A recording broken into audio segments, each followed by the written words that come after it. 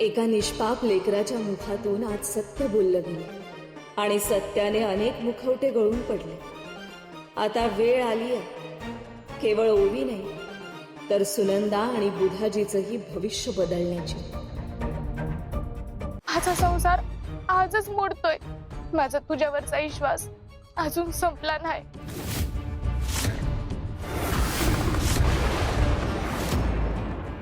गुरुजी तुम्ही पूजा चालू करा.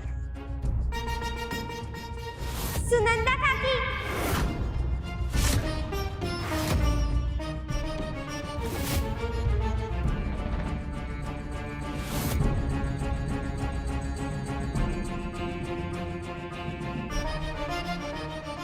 असं आहे तर तू तर माझ्या जवळच राहतेस की. ही मुलगी कोण आहे हो?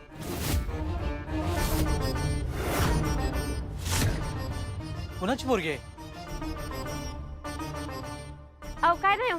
ती गावातली एक उन्हाळ पोरगी आहे, अशीच फिरते. तिच्याकडे ध्यान नका देऊ. आपल्याला अजून लग्नाची विधी बी बाकी आहेत. लग्न? कुणाचं लग्न?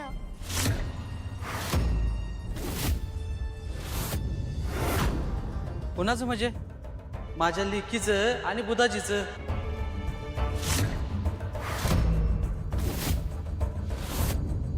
यांचं लग्न कसं होणार? यांचं तर आधीच माझ्या काकी संग लगीन झालंय ना.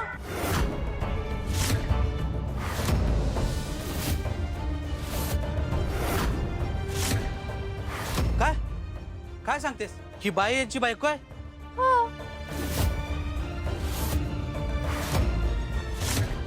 मग आम्हाला का नाही सांगितलं तुम्ही?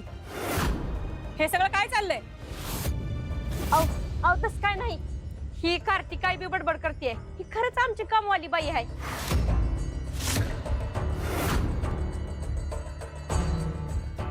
कामवाली बाई?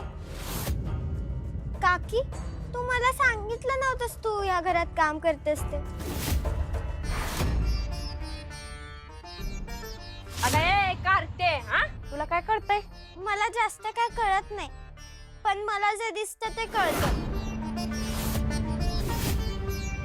काकी या काकांसाठी उपवास करते, देवाला नवस बोलते, आणि ते आजारी असले तर रात्रभर जागते. कामवाली बाई असं करत असती का?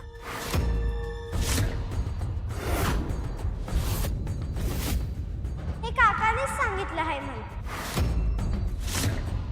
आता सांगा, कामवाली बाई असं करत असती का?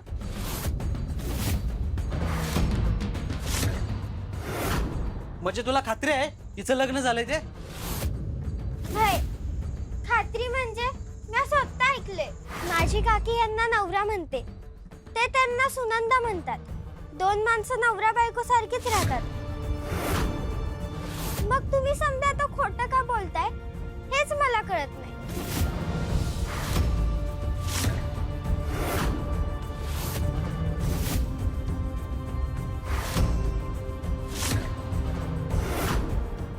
माझ्यासाठी कुणी बी कधी उभं राहिलं नव्हतं.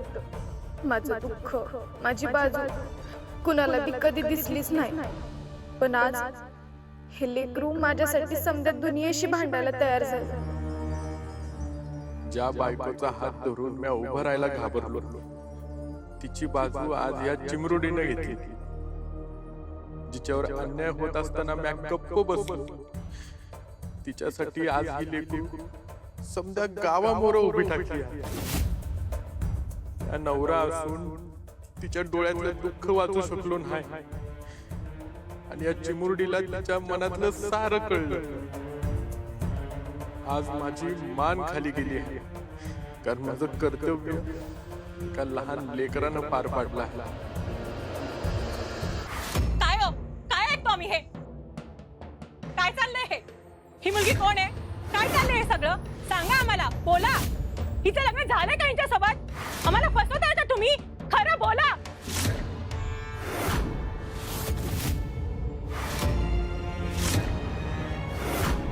होय, झालंय माझ्या पोराचे लग्न सुनंदा बरोबर.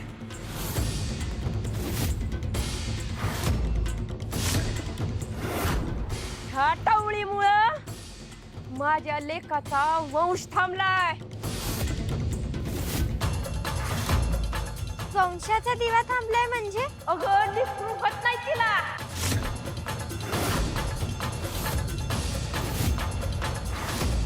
पण यात काकीची काय चूक आहे? लेकरू द्यायचं काम देवाचं ना, तुळजाईनं अजून दिलं नाही म्हणून काकी वाईट झाली का? मग तुळजाईला बी घराबाहेर काढणार का तुम्ही? माझी काकी लई चांगली आहे, ती मला गोष्ट सांगते, माझी खूप काळजी घेते. अन्या रडले तर मला कुशीत घेते. तुला कुणी बोलवलं होतं ग इथं? आ? मोठ्या माणसाच्या मध्ये नाक खुपसायचं नाही. कुणी शिकवलंय का तुला? पण म्या काय खोटं बोलले? तोंड बंद ठेव. तुम्ही तिला का बोलताय? जर का तिने हे आम्हाला सांगितलंच नसतं तर हे सत्य आम्हाला कळालंच नसतं. हे बघा कमळाबाई, हे तुम्ही आधी सांगायला पाहिजे होतं. तुमच्या पोराचं आधी लग्न झालं असताना तुम्ही दुसरी सोयरी करताय. आम्हाला खोटं बोलणाऱ्याशी संबंध ठेवायचा नाही. हा साखरपुडा इथंच मोडला. चल ग, चल बा. अहो अहो अहो ऐका की. अहो अहो थांबा की जरा. अहो ऐका माझं. काय काय करते? झालं की तुझ्या मनासारखं मोडलं की लगीन. एक ही पांढऱ्या पायाची आणि तू बिन आई बापाची. सासूबाई, सासूबाई असं बोलू नका हो लेकराला. का का नाही बोलू? आ कुठून आलीस घेऊन याव दसा? म्या काय केलं? ए गप. तुझं तोंड चाप शिकून आहे. सासूबाई, काय सासूबाई? आ कुणाचा आधार नाही, कुणी वाली नाही आणि आली मोठी शहाणपणा शिकवायला. म्या फक्त माझ्या काकीला भेटायला आले होते. मग आता भेटलीस ना वा? चल निघ, चल निघ म्हणते ना सासूबाई. निघ, सासूबाई सोडा तिला सासूबाई. चल नाही सांगणार मी. चल सासूबाई, निघ बाहेर. सासूबाई असं नका करू. चल हो मागं. काय काय कारटे? देवानं तुला आई बाप दिल नाहीत का माहितीये का कारण? हा, कारण तुझ्यासारखी जिभेला हाड नसणारी पोरगी कुणाच्या घरात जन्माला आली तर त्याचं आयुष्य हैराण होईल. अगं दुसऱ्याच्या संसारात आग लावतेस आणि वर स्वतःला शहाणी समजतेस पाय का? हा, लक्षात ठेव, जसं तुला आई बापाचं सुख मिळालं नाही का तसं आयुष्यभर तुला कुणाचं प्रेम बी मिळणार नाही. कुणी आपलंसं करणार नाही.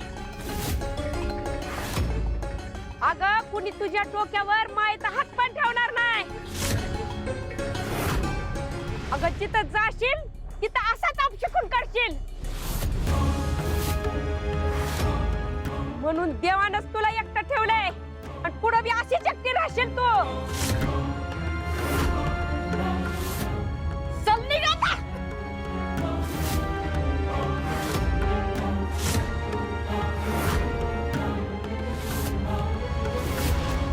आता निघतेस काय? चल निघ.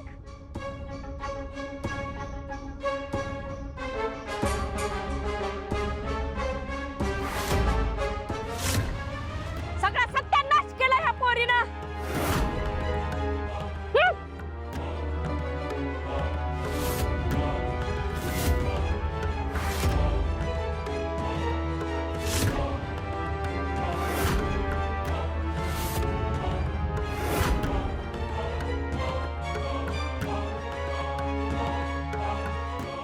तुळजाई, तुळजाई, तुळजाई, तुळजाई, ओवी, तुळजाई. ओवी बाळा, बाळा शांत हो, शांत हो बाळा.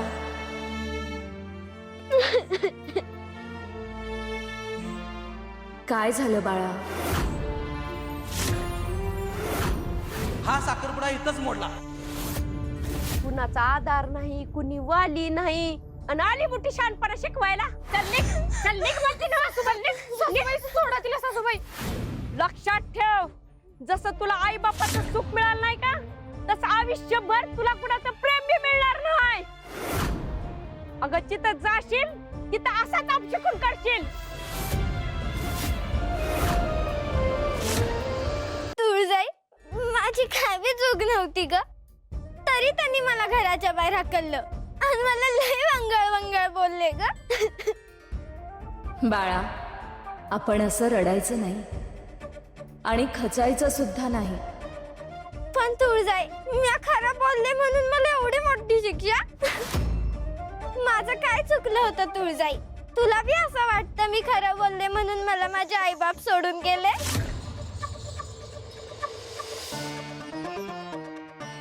ओवी, बाळा, एक गोष्ट लक्षात ठेव. खरं बोलणाऱ्या माणसांच्या आयुष्यातून जर माणसं निघून जात असती तर आमच्या आयुष्यात देखील आज कोणीच उरलं नसतं.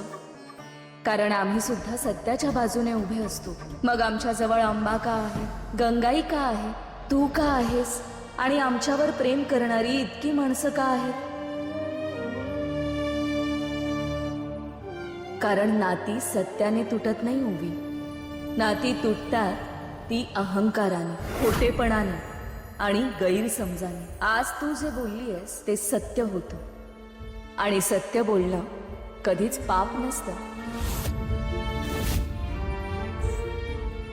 ओवी, मला सांग, सुनंदा आणि बुधाजी काका तुला आवडतात ना? वय तुळजाई, सुनंदा काकी लय चांगली आहे आणि बुधाजी काका बी वाईट नाही. मग आपल्या सखीची साथ अशी कोणी सोडतं का? नाही. कोणी अपमान केला, कोणी रागवलं तरी? नाही. मग तू आमची साथ सोडशील? नाही. अंबाची साथ सोडशील?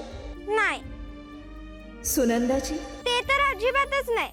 तुळजाई, पण समधी नाती वेगवेगळी आहेत ना.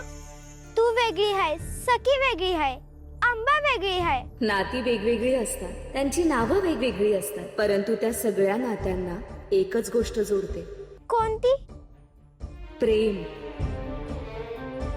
प्रेम ही एक अशी गोष्ट आहे जी तुटलेली मनं जोडते, हरवलेल्यांना आधार देते आणि अशक्य गोष्टीही शक्य करून दाखवते. एक गोष्ट लक्षात ठेव ओवी, राग काही काळ जिंकू शकतो, परंतु प्रेम हेच अंतिम सत्य आहे.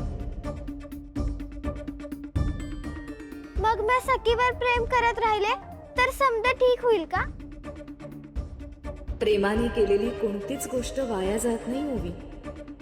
कधी कधी त्याचं फळ मिळायला वेळ लागतो, परंतु ते नक्की मिळतं.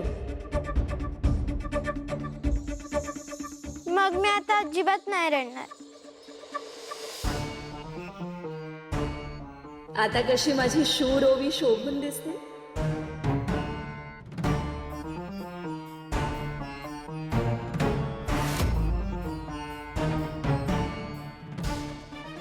एका निष्पाप लेकराच्या मुखातून आज सत्य बोललं गेलं आणि सत्याने अनेक मुखवटे गळून पडले. आता वेळ आली आहे केवळ ओवी नाही तर सुनंदा आणि बुधाजीचंही भविष्य बदलण्याची.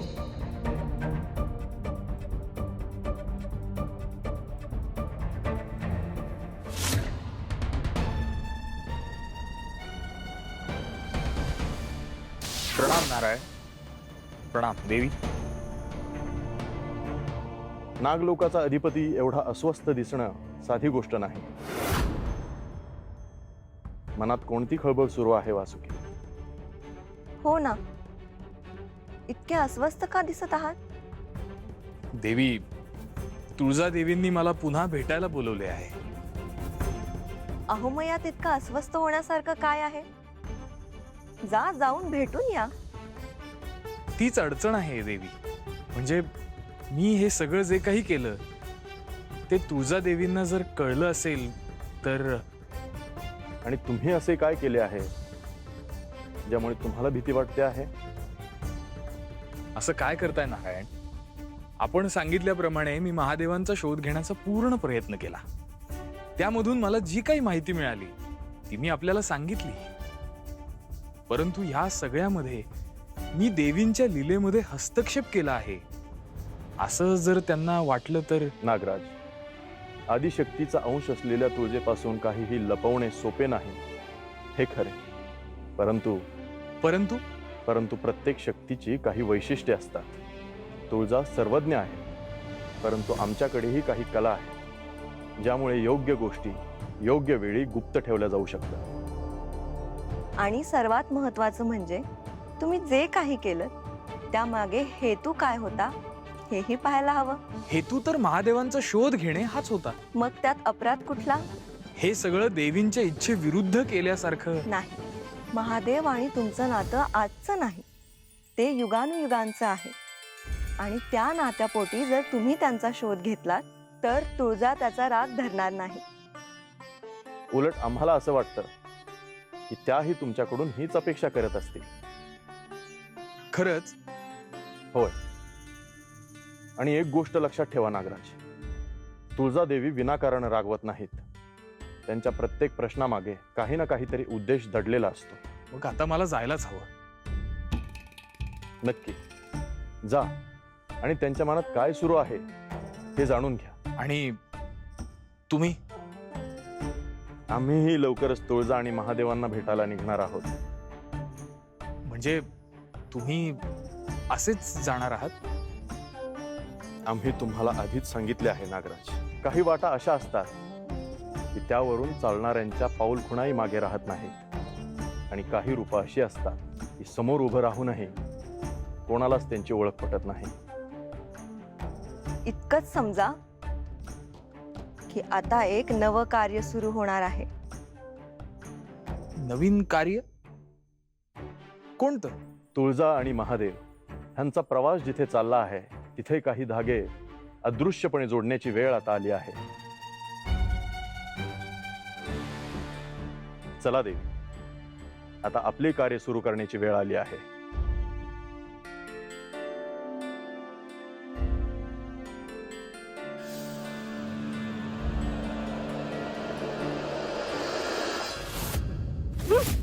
हाताशी आलेलं लगीन मोडलं. समध्या गावात इज्जतीचा कचरा झाला. सगळं गाव मला तू तू करताय. हे समद कुणामुळे झालं तर त्या सुनंदामुळे झालं. तिला अजून ठाव नाही म्या कोण हाय ती. ही कमला नुसती नावाची नाही, गावातल्या कित्येकांना मी रडवलं हाय. गावातल्या कित्येकाच्या डावावर पाणी फिरवलं हाय म्या. तुला वाटतंय 2 दिवस देवीची कृपा झाली म्हणजे जग जिंकलं? आ तर नुसता पाला पाचोळा आहे. अजून म्या मुळं बघितले नाहीत.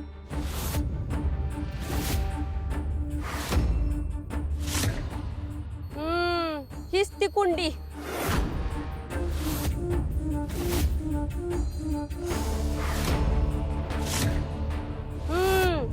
ही कुंडी आहे वय. तिच्यामुळं तिचं नशीब फुलायला लागलंय. तिला वाटतं ही देवीची देणगी आहे. ही देणगी नाही, माझ्या डोक्याला ताप आहे ताप. मला आधीच संशय होता. तिच्या आयुष्यात असं उगाच कसं चांगलं घडलं? म्हणजे काहीतरी काळ बेर आहे. सुनंदे, तुला वाटलं होतं की देवी आई तुझ्या पाठीशी आहे, तुला माहित नाही माझं नाव कमला आहे. कमला.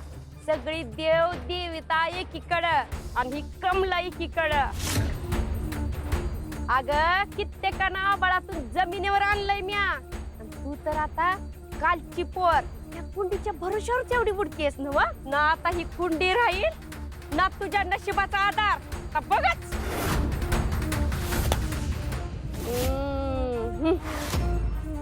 झालं, एकदाची जिरली. लईच वर उडायला लागली होती. आता बस खाली. आता जा बोलव तुझ्या देवीला. येऊ दे धावत. रोज कुणाच्या पदरात सुख टाकायला देवीला बी येळ असतो काय?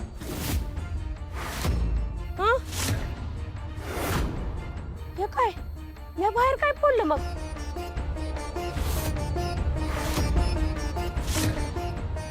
हे काय?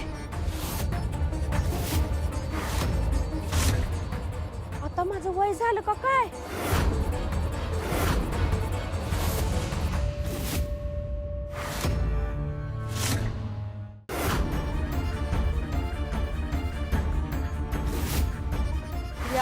अशी कुंडी फेकते परत जन्मात दिसायची नाही.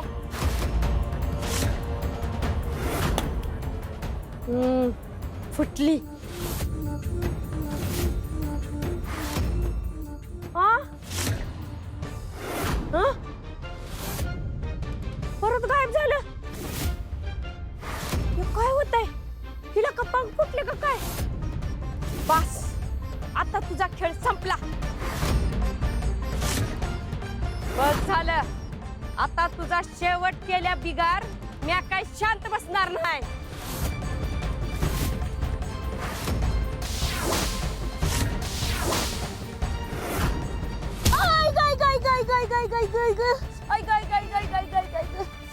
लागलं ग. काय झालं तुम्हाला? तू तर मला हात लावू नयेस. हे समजा तुझ्यामुळे होत आहे. पांढऱ्या पायाची कुठली जेव्हापासून घरात आली तर एका मागणी एक संकट येत आहे. पण सासूबाई तसं काय नाही. का? तुला आणि तुझ्या देवी आईला म्या पूर्ण उरते का नाही बघ. हे केस काय उगाच उन्हाळा नाही पांढरं झालं.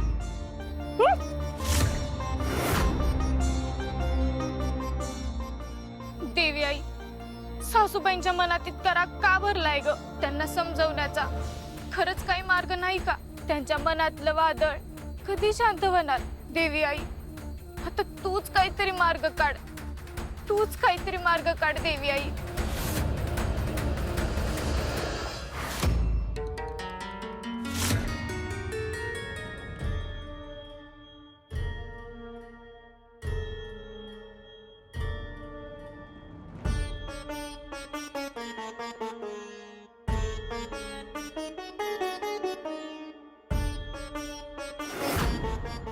पद्मा, हे घे.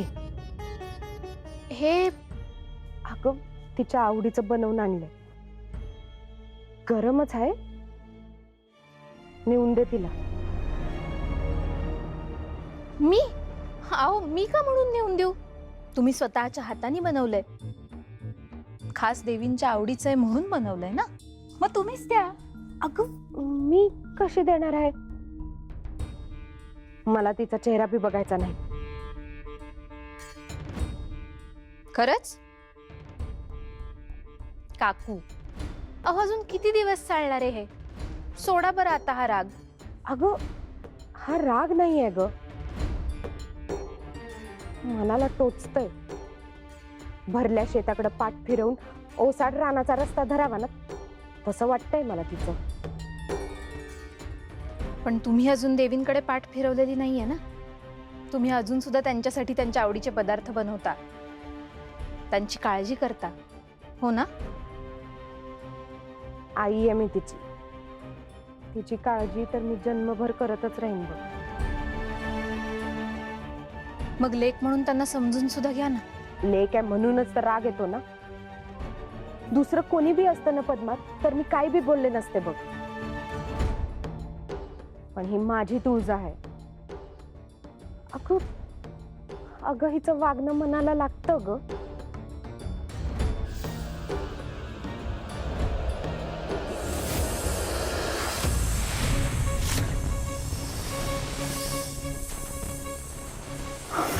अगं बाई,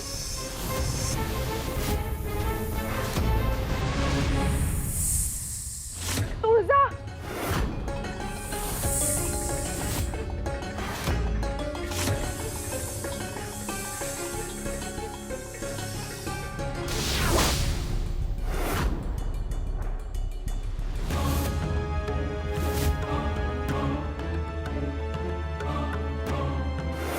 या वासुकीकडून गंगाई मातेला प्रणाम. यो कोण आहे? इथं तर साप होता ना.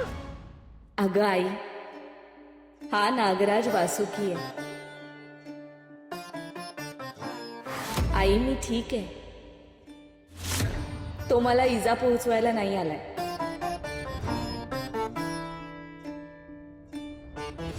आई मला माहिती आहे तुला माझी किती काळजी येते, पण मग असं मनात लपवून का ठेवतेस? भीती वाटते तुझा.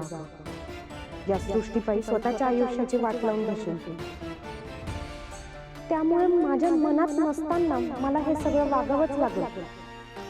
त्याशिवाय तू थाऱ्यावर येणार नाही.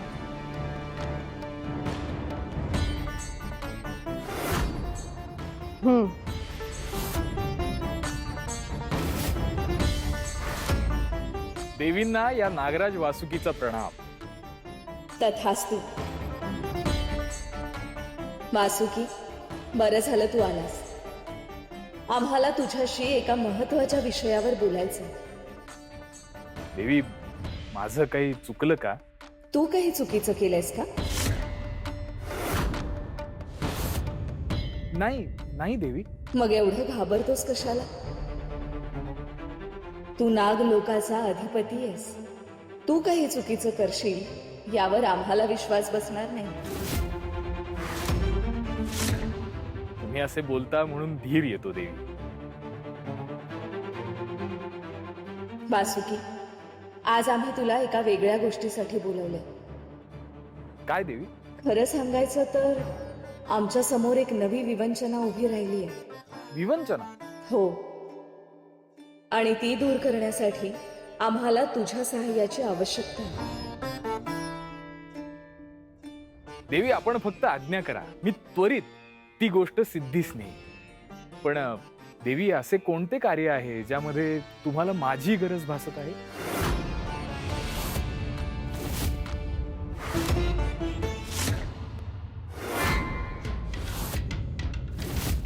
असुर नरेश, वंचिका तिच्या प्रवासासाठी सज्ज झाली. उत्तम. याचा अर्थ वंचिकाने तिचं सर्वात मोहक, सर्वात सुंदर असं रूप धारण केलं असेल आणि त्याचाच उपयोग करून ती आपली योजना यशस्वी करेल.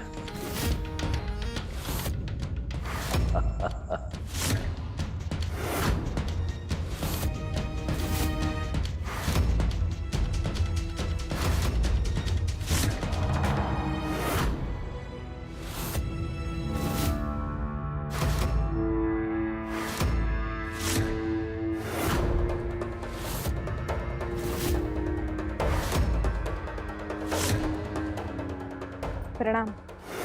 वंचिका,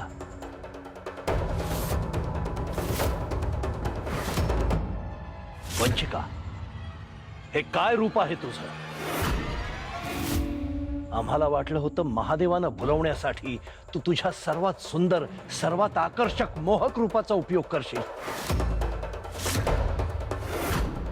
पण हे तर एका सर्वसामान्य स्त्रीचं रूप आहे. असुर नरेश, महादेव रूपाला भुलणारे नाहीत. असुर सम्राज्ञींनी स्वतः तुळजेचं रूप धारण करून त्यांना भुलवण्याचा प्रयत्न केला, पण त्या प्रयत्नात त्या अपयशी ठरल्या. महादेवांच्या नजरेत बाह्य सौंदर्याचं काहीच मोल नाही. ते मनाचा वेध घेतात.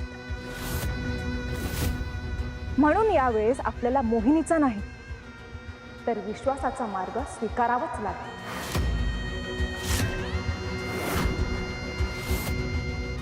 आम्हालाही हाच मार्ग योग्य वाटतो महिषासुरा. हिमालयाच्या शिखरांना फुलाच्या सुगंधानं जिंकता येत नाही. त्यासाठी त्यांच्यासारखं स्थिर व्हावं लागतं. महादेवही तसेच आहेत. मोहिनी त्यांना आकर्षित करू शकत नाही, परंतु निरागसता मात्र त्यांच्या दारापर्यंत पोहोचू शकते. या रूपातच वंचिका त्यांच्यापर्यंत पोहोचू शकेल. अन्यथा महादेव तिला जवळ सुद्धा येऊ देणार नाही.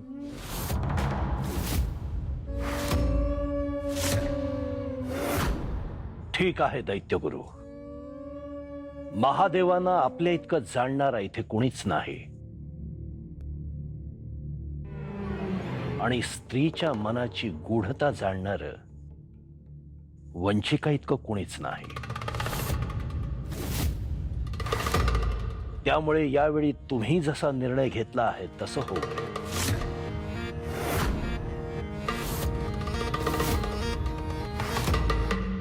वंचिका, तू ज्या प्रवासाला निघालेली आहेस तो प्रवास साधा सुद्धा नाही. त्या मार्गात अनेक अडथळे काटेकुटे आहेत. या मार्गावर तुला अनेक संकट, परीक्षा आणि भ्रमांचा सामना करावा लागेल. त्यामुळे तुझी मदत व्हावी म्हणून ही गोष्ट मी तुला देत आहे. योग्य वेळी ती तुला मार्गदर्शन करेल.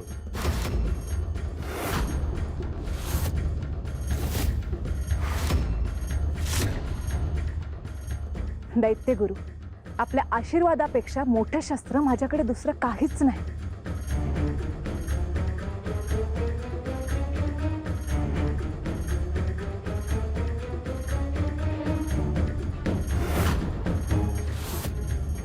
आता जे काही होईल त्या प्रत्येक परीक्षेला सामोरं जाण्यास मी तयार आहे.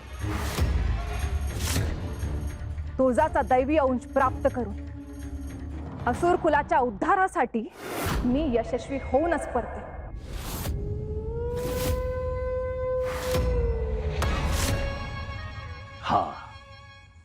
हाच आत्मविश्वास सतत ठेव आणि लक्षात ठेव वंचिका, यावेळी तुझं अमोघ अस्त्र, तुझं रूप, तुझं सौंदर्य तुझ्या समवेत नाही. यावेळी तुझं प्रमुख अस्त्र आहे तुझी बुद्धी, तुझं प्रसंगावधान, तुझं चातुर्य. आणि सर्वात मोठं कवच म्हणजे तुझा संयम.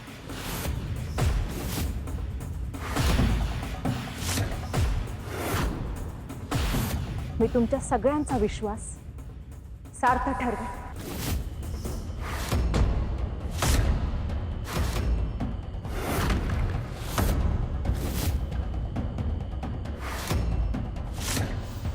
तुळजा, आमची ही चाल यशस्वी ठरणार हे निश्चित.